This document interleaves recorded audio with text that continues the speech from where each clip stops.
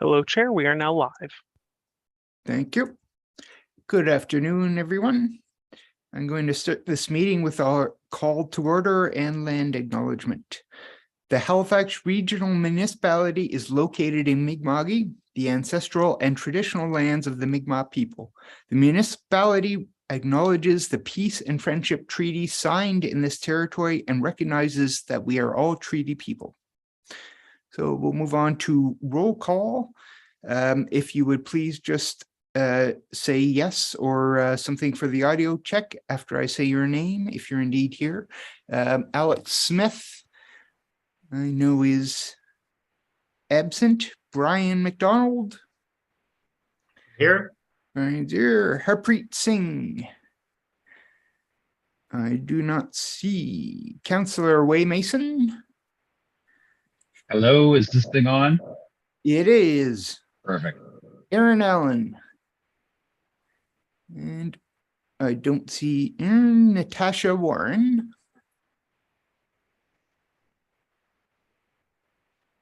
Yep. Present. Yeah. There you go. Thank you, Natasha. Sandra Nolan. I don't see Sandra's name. And Carolyn O'Henley. Yeah, unmute yourself there, Carolyn. Still can't hear you. Top right corner of your picture is where I do it to myself. There we go. There you go. Awesome. Great. And did I miss anyone? Krista. Here. Great. And staff Ian is here. Ian Kennedy. Hi there. Thanks, Ian. And Eric. Oh, and Chris Poole is also here from staff. Hi, Chris. Yes, hello. And Eric, our legislative assistant. Okay, Hello. so we'll move on to the approval of minutes. This is from September 1, 2022. Anyone from committee notice any errors or omissions in the minutes? So I will call for a motion to approve the minutes as presented then. And this requires a mover and a seconder. And if anyone feels like, thank you, Brian. Anyone for a seconder? I'll Second. Oh, go ahead. Thanks, Carolyn. So that motion is carried. We'll move on to number 3, approval of the order of business. Oh, that was cool. Okay, someone disappeared, and who was it? Oh, that was Carolyn. Unfortunately, popped off. Should we continue, Eric? We just lost Carolyn. Hello, Carlin is now in the attendees. I think they just exited the meeting and never joined. Gotcha. Okay. Right. So approval of the order of business and approval of additions and deletions. So this will go to clerk. Are there any additions or deletions? Hello, Chair. Staff have requested that item 9.1.2, discussion on emergency phones and kiosk removal and replacement, be deferred until more information can be assembled. And this would just be a deferral, and it does not require an additional motion. Very good. Committee members, are there any other additions, deletions, or modifications to the order of business anyone like to bring? So I will call for a motion to approve the agenda as presented and as amended, I suppose. This requires a mover and a seconder. Anyone like to so move? I move. Oh, sorry. This is yeah, we have to vote on this one, don't we? So we'll I need to call for the question. So all that say aye, all in agreement, please say aye. Aye. Aye. And all against say nay. No nays, so the motion carries. I think, Mr. Chair, we still need a mover and a seconder for it. Oh, okay. And I Right. will second it. Whoever moved, someone moved it, I think. I did. That was Brian. Thanks. Mhm. Okay, so that's moved and seconded. Business arising out of the minutes, and there is none. Number 5, call for declaration of conflict of interests. And anyone have a conflict of interest to declare for today's meeting? None. Consideration of deferred business. There's none. Correspondence, petitions, and delegations. Clerk, is there any correspondence for this meeting? No correspondence was received by the clerk's office. Thank you. Petitions. Clerk, are there any petitions received? No petitions were received by the clerk's office. Thank you. No presentations for this go around. And also no information items brought forward. So we are into, is that correct? We're into the discussions, Eric? Yes, we are. Yes, we're to item 9.1. 9.1. So this would be to Krista. If you would please speak to this matter. This is, sorry, shoreline improvements and design update. Hi, there you go. Hi, everyone. Krista Hogan, project engineer with Parks and Recreation. I'll be leading the shoreline project.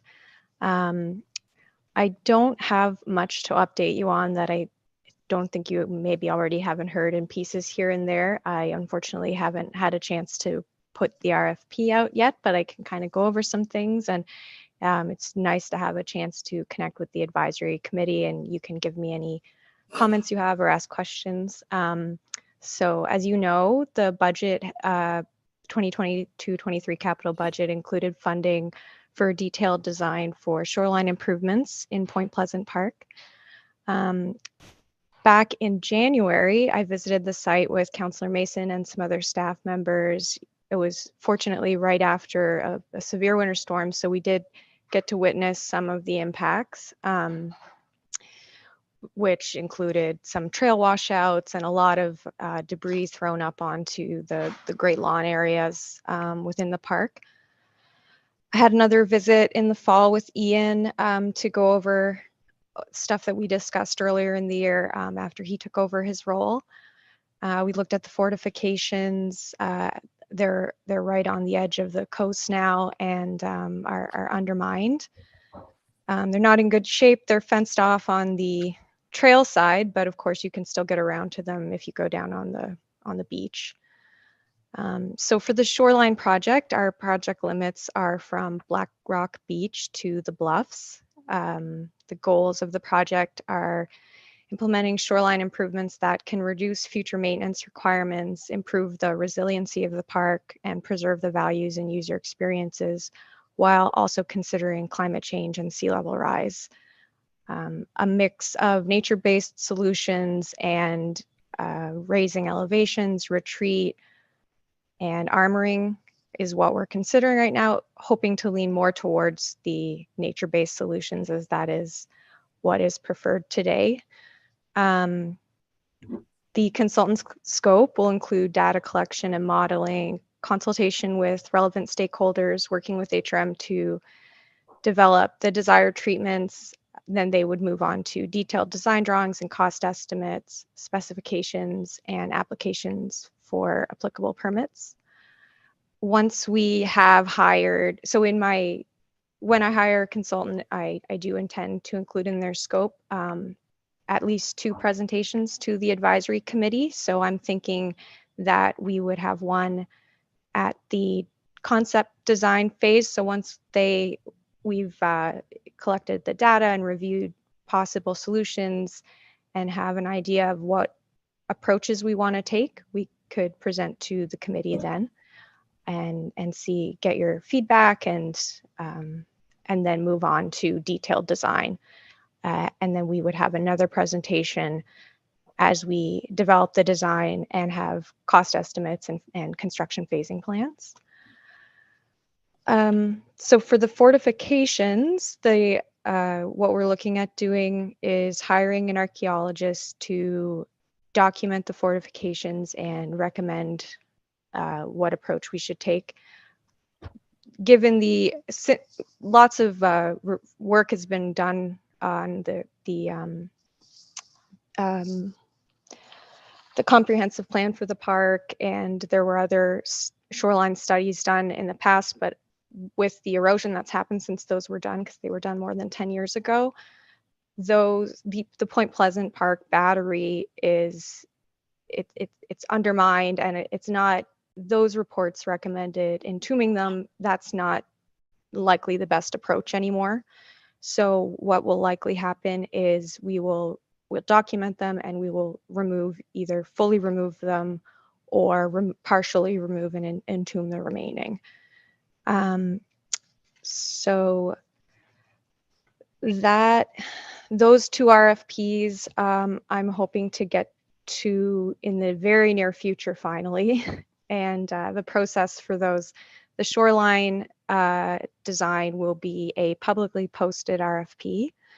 So with that, we go through procurement, we post them online, usually for at least 3 weeks. Then we do an internal review process. It has a 2-envelope process where they go through a technical review. And then if they pass the technical review, we consider their price in the scoring. For the archaeological work for the fortifications, I'm expecting to do that work using our consulting roster. So it can be a little quicker hiring process that way. And we have pre-approved firms that we're allowed to select from with them submitting a proposal. So those are my next steps. That I'm hoping that both of those would be awarded in the new year, maybe February or March, before the end of the fiscal year. And Does unfortunately, thanks, sorry. Krista. No, Okay. that's great. Does anyone have any questions? Yes, Wei, shoot. Hey, Krista. Can you hear me? I can. Yep. Perfect. So my question is around, we're getting some pushback from some folks who are quite passionate about the military stuff in the park, about entombment versus removal. And I guess a question that would be good, I don't expect you to have the answer now, but a question that would be good to know is, would entombment have slowed the erosion? Because my gut is it wouldn't have. And that leads to my second question, which is, if we demolish some and entomb the rest, will we just be complicating removal of the remainder of the forts in like 20 years? As the, when we did that walk through the park to the committee, I'll say that some of the staff were saying that the erosion is now like a foot or two a year if we have really bad snowstorms. Like, it's a lot, it's going very quickly. So I'm just wondering, like, does the entombment slow the erosion where it's facing the ocean? And if it doesn't, then wouldn't that factor into whether we do that at all? And I don't know the answer. I don't know if it slows the erosion. I would think that it will just eventually erode the entombment. I was more thinking because at the back of the Point Pleasant battery, some of that has already been entombed. So it's kind of, I'm not sure if, I think it's unlikely we would entomb anymore, but that depends on what the archaeologist says and what historical value we see and whether we have to keep some parts of it or not. But. Totally fair. That's great to know. Thank you. Anybody else? I have a question for you. Is there any way we can make it safer in the meantime? Because it's barely fenced at the point. I mean, even at high tide, you can walk around the fence easily. So it's really just a motion. There's one sign on the entire area.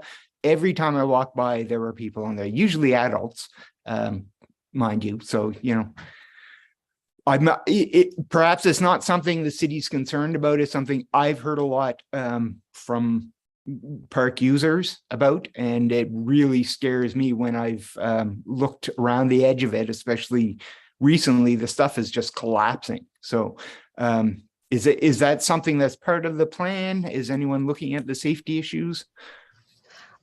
I think that's something that I can discuss with Ian and Chris. It's more a parks operation.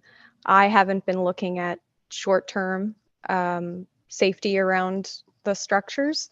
Okay. And I think there is a challenge trying to fence in around them because of the tide and the water power. So Yeah, I think agree. that It's has not been a possible challenge, to but- do it perfectly, but I think we can do a much better job than is currently being done as well for minimal cost.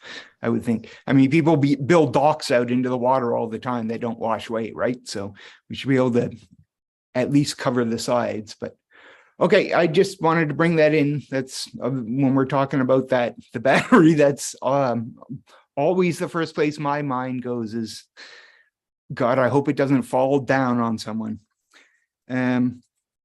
Anybody else have any questions? Okay, thank you very much.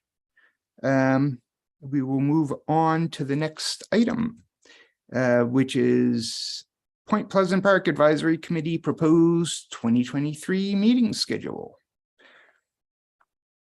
So that's an Chair, easy one. No presentation. Sorry. the next item is the Point Pleasant Park operations update, 9.1.3. Oh, sorry, I missed one there. Right, the operations update. So Steph, Ian, if you could speak to this. Okay, it does say that the kiosk update is before this, but I could go. Yeah, that was deferred, I believe. 'Cause Oh, we right, don't sorry. have any- Apologies. Yeah. Hi, Ian Kennedy, Supervisor of Major Parks at Point Pleasant Park. I had attached a operations update that some of it is similar to the previous one, as some things still maintained. We're still dealing with a slight staffing issue in the park due to losing staff who have moved around to other departments. We were at full staff after our previous meeting, which was highly beneficial to maintaining regular maintenance in the park, but we are now short-staffed, but soon to be back to full staff in the next week or two, as we just did a posting. But due to that, as I mentioned previously, we were stretched, but maintenance was met, but it just did not receive the attention it could have from previous years. But moving forward into 2023, that will be different. Throughout the fall, we maintain a focus on the tree work in the park, which is the most ideal time for the arborist to do so. We were going to move ahead with the thinning project, but that didn't happen, which I'll mention later. So park arborists removed a lot of non-native and invasive tree species over the fall. And again, continued cutting back the canopy and opening up the trails. There's still a lot of trees in the park that have seen damage from previous storms. So he's been doing a lot of work monitoring those and removing not only trees that are non-native and invasive, but trees that pose a threat to the public, staff, and park infrastructure. But with that, and take on regular maintenance, we then had to deal with Fiona, which showed up. That kind of put a halt to anything aside from that for about 2 to 3 weeks.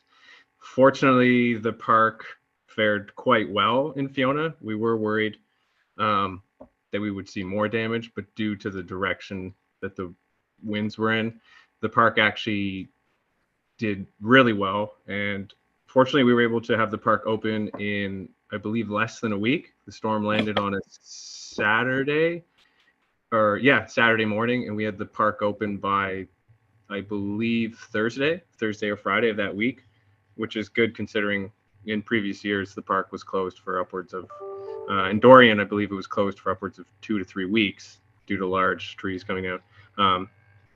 Fortunately, parks outside of Point Pleasant did not fare too well. So that kind of put a damper on operations, but since then we moved on to road work, ditches, and preparation for the winter. Because then everything is going to shift to plowing, and we're currently in the rainy season, so focus has shifted to roads. because as you may know, if you're in the park, they are gravel roads, and perpetual rain leads to washouts, flooding, which then only decays the road. But staff has been focusing on that both to prep for this season and for the winter. That in mind, the plan in 2023 is to get parts of the park regraded, as some of them are seeing thinning, wear, and washouts and perpetual drainage issues that can be maintained by staff, but are taking too much attention from staff and would require a much larger overhaul to have them sustain their ability as a proper road, I guess is what I'm trying to say. What else? Beyond that, pardon me. We did have a lot of issues with potholes in the upper parking lot that staff took care of recently. We had some requests come in for that. We'll probably have to look into paving in the new year, but for now, they've been remediated. We did have requests coming in. Some people had damage to their vehicles, but they are busy parking lots that do see a lot of activity. Oh, as well, I meant to mention, Fiona, we had minor infrastructure damage. We did have a few telephone poles that received wire damage and communication towers, but we were able to get Atlantica to come in and fix those. Beyond general maintenance updates, I did post this in the attachment, along with the parks as a whole took on repairing the flagpole at Sailors Memorial. There was a bit of confusion as to who was responsible for that, but it was unsafe and unstructurally sound, and there was concerns both from the public, parks, and the veterans. We had that repaired, repainted, and replaced, so that is no longer posing a threat, and as kind of ended. It's now our responsibility, and there's no confusion as to who was maintaining that. Moving forward, we had porta potties that had just been removed after the post-summer season, but I got a few concerns both in person and through service requests and to staff from park goers that there's not enough washroom facilities in the winter. So for this winter, we will be implementing portable washroom facilities to see how that goes, which I imagine it will go well, because due to the removal of the previous outhouses and the previous washroom in the lower parking lot, we have seen for year-round washrooms has lowered in the last 3 years. So we're going to see how that goes, and it'll probably move forward to being portable washrooms in the park year-round, and see where that goes to possibly installing permanent infrastructure, see how that goes. I had mentioned this in the last meeting, and it had been put in place afterwards. A culvert was installed just past Black Rock Beach to prevent road flooding. There's a huge culvert that runs from Fort Ogilvie towards Black Rock Beach, and in high rains and storms we'd see flooding, and with the flooding coming out of the park and the storm surge coming on into the park, it would totally decimate the trail and lead to more maintenance than should be required. So now that culvert is there, and it so far so good through this rainy season. We'll see how that fares through the winter, but we're glad to put that in. I'd mentioned paving in the previous meeting in the lower parking lot and speed bumps. We just got the paving done a month ago on a really bad rough strip between the upper lower parking lot and Shakespeare, but we've had to push the speed bumps to the springtime for budget reasons. But most of the reason for speed bumps is vehicle activity, which is more prevalent in the summer. There's a lot of, I'll just call them car meetups in the summertime, and there's also just a lot more vehicle activity then for speeding. So those will be implemented in the spring. Just recently at the Chain Rock Road entrance and across from some pedestrian and bike lanes that were implemented on Marginal Road, there are now depressed curbs, which are implemented for more accessibility to the park. Where previously on Chain Rock Drive, it was just a straight curb, which that'll prove beneficial for us from an operational standpoint, and most importantly to the public for an accessibility standpoint. We were going to go ahead with the forestry thinning project for the fall, which we had planned and a tender out, but that has been postponed, but that is still in the works. As I said, staff is themselves taking on some of the removal of invasive and non-native species, but that'll see a more larger scale cull of those trees. Other than that, we've prepped the park for winterworks maintenance, and we've already put up signage for the trails that will be closed that do not get winter maintenance in the winter months, and we're moving forward with that. And the only other thing possibly in the new year, we will be looking at putting a gate in the upper parking lot similar to the lower parking lots, and that won't be for closing off the parking lot, similar to how they're closed in the lower parking lot at 8 p.m. and 10 p.m. That'll be more from an operational standpoint, as in the winters in heavy storms and emergency situations, it's like Fiona. It's hard to I don't want to say keep people out, but to maintain safety levels and focus on keeping the parking lots clear in the winter and during storms. From a staff and operational standpoint, it would benefit to have the ability to close that parking lot, not on a schedule, but when necessary, both for our safety and the public safety. And that is all I have to report. Thank you, Ian. Thank you. Does anyone have questions for Ian? Way does, and I think Natasha does. Natasha beat me. Natasha, go right ahead. Oh, unmute. Muted. Oh, yeah, your microphone's off. So sorry, Wei, for beating you out. 2 questions. You mentioned gate, and that reminds me something I wanted to bring up, and this is the perfect time as we're talking about gates, is at the lodge entrance where the service is and the fountain, on several occasions I've seen cars drive up the recreational route accidentally and drive right in. Yes, Yeah. yes. And I've always, to me, yeah, can you comment on that in any way, about that location? I was just talking with staff about this the other day because we had a vehicle that came in and said, I just saw a Subaru. It just came ripping through the park. And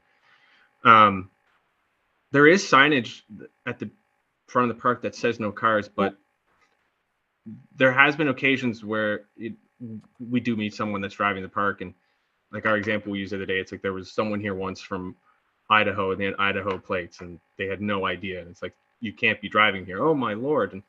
But we do still have an issue where people locally just seem to think they can drive in the park. And on many occasions, they don't make it much farther than Cambridge, but it still poses an issue to the public because they're just ripping in here. Or we've had taxi drivers come in here too, and they just seem to entirely miss the signs, which are posted at the intersect just past the work shed. There is the 1 speed limit sign and a large sign saying no vehicle traffic. Mm-hmm. We were talking the other day about getting more signs at that entrance, because that seems to be, they don't necessarily so much go the other route of the fountain. They always seem to drive in the place you're talking about, between the lodge and service. And then it turns into a situation where we then have to go to the park to try and find them. And on many occasions, they're long gone, but on others, you find them sometimes as far as, the car the other day was as far as the bottom of Cable and Serpentine by the Arm, just parked there and looking about. And so you can't drive in here. So we will be looking at putting in, I guess, larger signage or more closer to the road signage to hopefully prevent that. Whereas signage already exists, it's it seems to be something that happens almost at least every 2 to 3 weeks, someone just driving through the park. And fortunately, staff is in and around frequently enough to approach them to say, hey, you can't be in here. And we do issue parking passes, but we can usually differentiate who has a parking pass and who doesn't, because they're instructed to keep it under 15 kilometers an hour and have their four ways on. And on most occasions, yeah, we'll ask these people for a parking pass and they can't present it and they seem overly confused. But that is something we are looking at, and especially at this entrance that you mentioned. Right. Yeah, it'd be interesting to sort of monitor with a more prominent sign if that actually makes a difference. But I think probably what would be found is that it would need some sort of infrastructural treatment to the area to distinguish rather between city roads and recreational routes. And Right. like roadway design nowadays is based on like the design determines the behavior. And so I think in that case there, the design or sort of the lack of certain infrastructural design is determining the behavior for people who are kind of unaware. Yes, I think they're coming up to Young Avenue and seeing Yeah. that entrance as, oh, that can just go that way. And even though Yeah. it is going from pavement to gravel, yeah. And there are Yeah. the two stone pillars there that do narrow it slightly, but it's big enough to fit a car and has to be for service reasons. But yeah. Yeah, the giant vacuum trucks that got to go down too. How about a no entry sign like cars are used to on one-way streets? That might do the trick rather than one of the issues I have, Ian, generally, sorry, I'm sort of jumping in here, Natasha, but with signage on Sailors Memorial, when you come on the first signs about dogs, there's two signs giving you bylaw information or rule information. And then below it, there's a sign that just shows a dog with no leash on and a green circle around it, which means you're supposed to pick up after your pets, which to most people that see it, it seems to mean this is an off-leash area. So I think a lot could be done rearranging. I know the signage was just replaced. I think there are maybe confusing signs at a lot of locations. But I don't know if that's maybe a bigger project for another day as well. Did you have any other questions for him, Natasha? One quicker, easier question, I believe, is when you refer to getting public input, I'm just curious what are the ways that public input gets to staff? So other than service requests or inputs through 311 that we would receive through the computer, I'd say regulars in the park frequently will come up to staff and give them input, or on many occasions if staff's on site working and I'm there, specifically to the bathroom thing I brought up when we were working on a tree after Fiona. Someone stopped and was like, do you work here? It's like, yeah, and I told them who I was, and they said, and just said straight out, can we have more bathrooms in the winter? And staff after is like, yo, I had someone last week say the same thing. So a lot of it is in person while we're in the park, but we also still operate a landline here in the office that we check every morning, and there's anywhere from 2 to 15 voicemails on it every morning. And I'd say throughout the day, we probably receive upwards of 10 phone calls to the park itself with people having requests, and people do come and knock on the office door quite frequently. And if someone's here, they'll answer. And so if I'm not here, staff will take numbers, and we'll call those people back. But yeah, and even in some occasions, there is a mailbox on the front door, and we have received handwritten letters requesting. People can go online, but some people maybe don't know that. But handwritten requests of what people's input, and whether that's things they want to see in the park, or even just general commenting of park looks great or whatever. Yeah. So I guess any and all way, just interacting with people in the park, really. Thanks, Ian. You're welcome. Thank you. Way you had, yeah, go for it. Hey, Ian. So thank you to staff for the flagpole. That's something that we flagged when we were that we saw and didn't mean to make fun when we were walking around after the storm, and it was crooked and in disrepair. And I'm sorry to hear that it became another "you touch it, you own it" thing, but that's how it goes these days. And it was noticed, like it was commented on Remembrance Day, and on Remembrance Day, Yeah. I'm going to flip you the email now, the contact. Elizabeth Hale from Commonwealth War Graves is sitting next to me with a wreath. She'd flown down from Ottawa, and she said two interesting things. She's very interested in talking to Krista, who's off the call now. I should have said this when she was still here, about the shoreline stuff. And I said, I don't think we necessarily need to move this monument, but we may need to change the orientation of where people parade and move the road. It'll all be subject to the GIS that's going to happen in the. And she said to me, well, it's moved once. And I went, what? And apparently the Naval Memorial used to be in Citadel Hill in the fort a long time. And so he was that particular memorial. That's what she said. That's Wow. I just have it from her. She said she just read it in the report the other day. It was news to me. But anyway, it was a great pickup, and she was really interested in talking about those things. And I flipped you the email. But I did want to thank staff for that work. The second comment was, or question is, have we had a chance? And I think I brought this up in the committee before. The province and the feds continue to use pit toilets in their park. And we know that from the hot fire hydrant, that just getting fresh water alone, not sewer, just fresh water, farther into the park is like $4 million, right? And so I feel comfortable saying to the committee, the city's never doing that. Like we just don't have the money for that right now. So I mean, there must be an approval path provincially for pit toilets in parks. And I would love to have a toilet year round. That was awesome. Not a pit toilet, but practically once you get down to the far end of the park, I think that's really our only solution. And we've always said, oh, you can't do that because the rules, and you can't do it at a cottage anymore. But I think it would be worth a discussion to get our folks to talk to the Department of the Environment about it.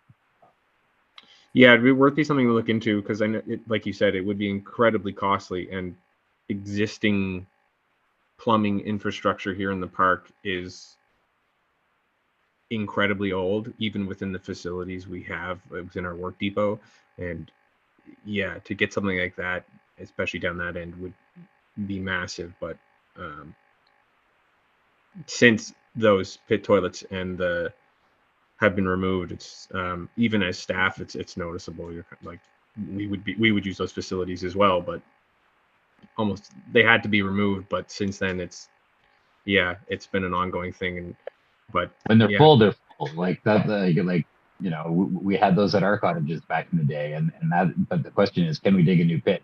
And I suspect the answer is yes. I've said to some other staff, I read the act and I read the provincial regulations, and it tells you can apply for permission to do it. But I think the answer to almost everyone is always no. But in this, I think we could get to a yes. Yeah. Definitely something I am interested in discussing and looking at. And that's it for me. Thank you, Mr. Chairman. Thanks, Wes. Ian, thank you, Ian. I have one quick question, kind of falls back on Natasha asked a question. I was curious about where you were getting your public contacts through.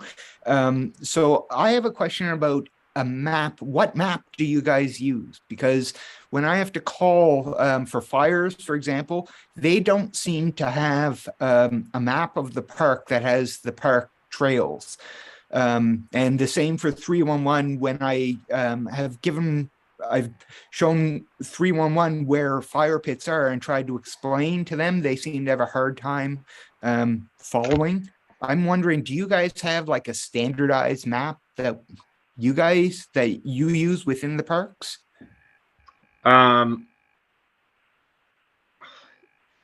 I'd say we have the map. We have copies and high definition copies of the maps that are posted on the signage.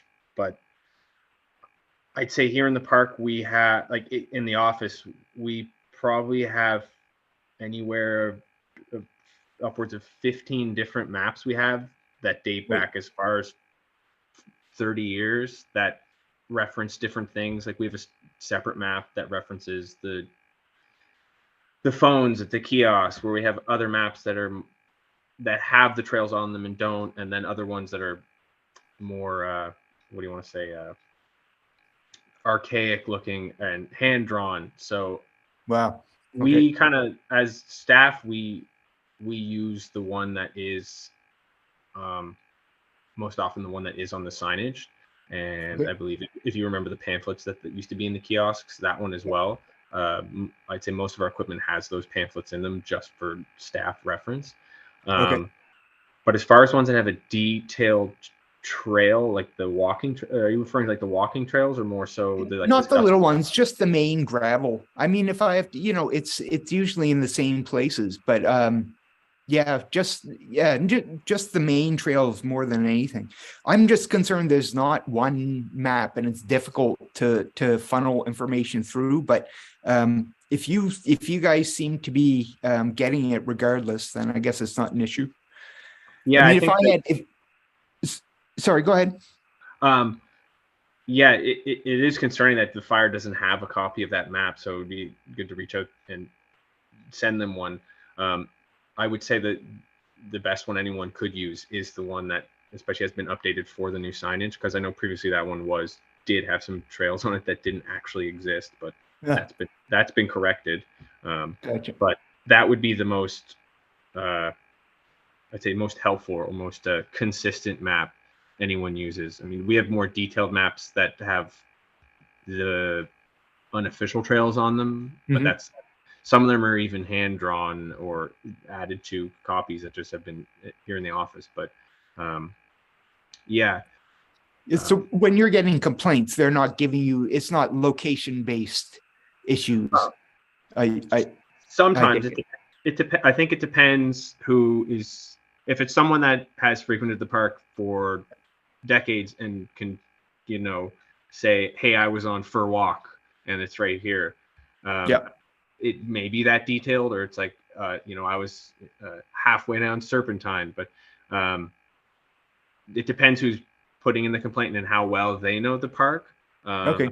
So 311 will just repeat whatever the caller tells them.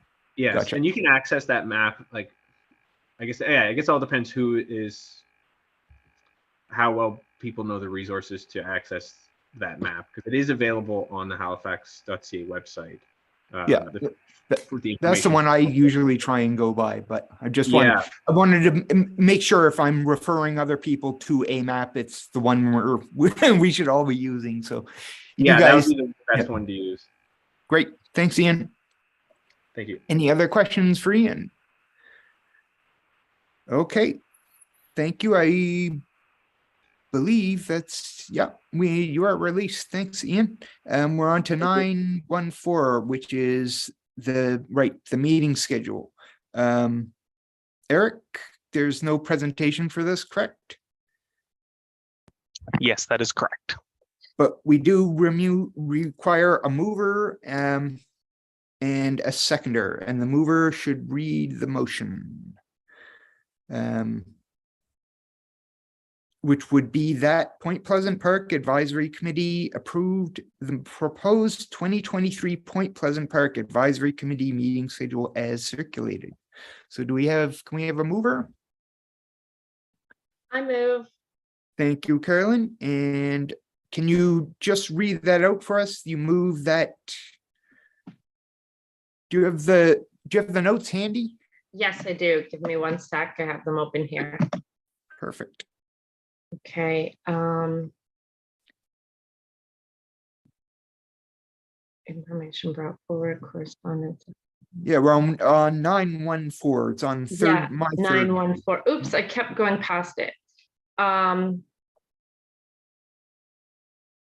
I move that the Point Pleasant Park Advisory Committee approve the proposed 2023 Point Pleasant Park Advisory Committee meeting schedule as circulated. Thank you, Carolyn. And do we have a seconder?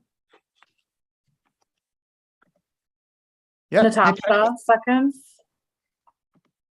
you second? Yeah, great, thanks. So we're on to 9.2, which is advisory committee. Okay, so this is again the point where, Carolyn, I'm going to ask you to take the chair. And this is in regards to the motion we began to write last meeting about getting a park patrol reinstated in Point Pleasant Park. Carolyn, are you there to take chair?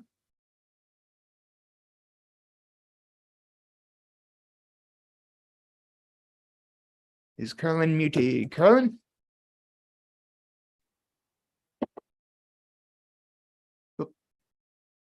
You can hear us, but we can't hear you. No. Okay, can you repeat that, please? Yes. I'm sorry. There you go. Sorry, I got you. Yeah, I need you to take the chair, if you would assume the chair, so that I can step down so that I can make the motion that we wrote last time regarding Park Patrol. Yep, no problem. Good. So you have assumed the chair, and I'll move that the Point Pleasant Park Advisory Committee recommends that the Halifax and West Community Council recommends that Halifax Regional Council direct the Chief Administrative Officer to prepare a staff report evaluating the possible reinstating of dedicated park patrol in Point Pleasant Park. Would anyone like me to speak to this matter, or does anyone have any questions? Requires a seconder, Madam Chair, Vice Chair. Oh, before we move on. Gotcha. Thank you, Wei. So do we have a seconder? I will second it, but I would prefer if one of the, like Natasha. I will. You Thank just be me thank you, then. Yep. Natasha. Great. Okay, so now we're into the discussion of the matter. Anyone have questions? Yes, Wei. I'd like to propose a friendly amendment to Natasha and Jake, if I may, which is that we should delete the part where it says the Halifax Regional Council, because Halifax and West can request the staff report, is responsible for the park and park motions, so it doesn't need to go to regional. Gotcha. Even That better. sound- Yeah. Sounds good to me. Eric, that flies with you? Yes, that is no problem at all. Great. We will need a motion to amend. I know Councillor Mason there said friendly amendment, but we can't do the friendly amendment without an amendment. So Right, we just so need a mover and a seconder. So I move to strike the words on to regional council or whatever is there from the motion. And can I second that, Eric, because I'm not chair? Yes, you can. Wonderful. So I second that motion. Thank you, Wei. Any other questions, issues about the motion? Yes, Wei. I would, if I may also say, oh, Natasha has her hand up. No, go ahead, Ray. I'll also say I had a lot of media interest about this, Mr. Domberg's. Then I missed the last As meeting. did I, surprisingly. All the surprise. Oh, they came to you too. It was a surprise to me because I missed the last meeting. So suddenly I had like 10 King students. It was 3, but still. I may have sent some your way. That's good. Not all. And that's fine. I'm merely saying the committee should be aware there's a lot of public interest in this. There was concern we were going to police or lock down. Oh, I see. Rather than relax, you know, and move Yeah, away it's the exact opposite direction. Gotcha. Okay. Thank you. Natasha, you have your hand up. Oh, just a general question, mainly for you, Jake, but I guess anybody has there been any sort of notable progress or information in this regard around this on this matter that we should know about? I Anything? have heard no change or nothing yet. I probably nothing will until, I mean, if any comes, it would be after this motion moves to them, I would think. But I haven't heard. Ian, you've not heard of any whispers of a park patrol returning, hey? No, I haven't. No. So I don't think it's on anyone's radar but ours at the moment. Okay. Thank you. Anybody else? So I can speak a little bit to that. I think that Oh, great. there's Thanks. there's been approval from what I gathered, depending on budgets and such, that parks have some bylaw officers hired under their umbrella. Wonderful. I don't think they would be specific to any one park. Nope. By all means, but they would be. I believe there's talks of 1 to 2 additional staff members that could come on board to support that. I think that's great news, Chris. And I think the ideal would even just be, have someone that drives through the park once or twice a day, as easy as that. But just seeing as right now it's none. So, but I appreciate that information. That's promising news. Thank you. Yes, Brian, go right ahead. Baker, we're still getting a lot of fires. I know a few meetings ago you indicated that you got pretty steady fire patrol. Same places, same fire, same places. I have not had opportunity to catch anyone in the act since last meeting, but I clean up the fire pits, and the next time I walk by them, there's fresh coals there. So they are being used in the same spot. I've had trouble relaying where they are to 311, which is part of why I was asking Ian about the map earlier. So I'm going to make another shot at that, but it's status quo as far as I can tell at the moment. Thanks, Brian. Anybody else? I think we've almost been through the roster, which is good. So we'll call for the question. All in favor can say aye. Aye. All right. Thank you. And all against say nay. No nays, so the motion carries. So Carolyn, if you would ask me to assume the chair once again. Would you please assume the chair? Thank you very much, Carolyn. I Thank would. you, Jake. And we're on to number 10, added items. There are none. Or clerk will forward instructions via email if anything comes up. And date of the next meeting is November 3rd. The next meeting of the Point Pleasant Advisory Committee will be held on January 12th. That's better. January 12th, as set out in the committee's approved meeting schedule for 2023. So not November 3rd, obviously, but January 12th. Everyone clear on that? Great. So that's we're on to adjournment. If we have a mover. Anybody? move. Carolyn, and a seconder. Second. Great. Thanks, Brian. And we'll see everyone in January, or maybe not. Thanks, everyone. Have a Have a good good holiday. holiday. Thanks a lot. Yeah. Thanks, Ian, Chris, Wade, and Eric very much. See you guys.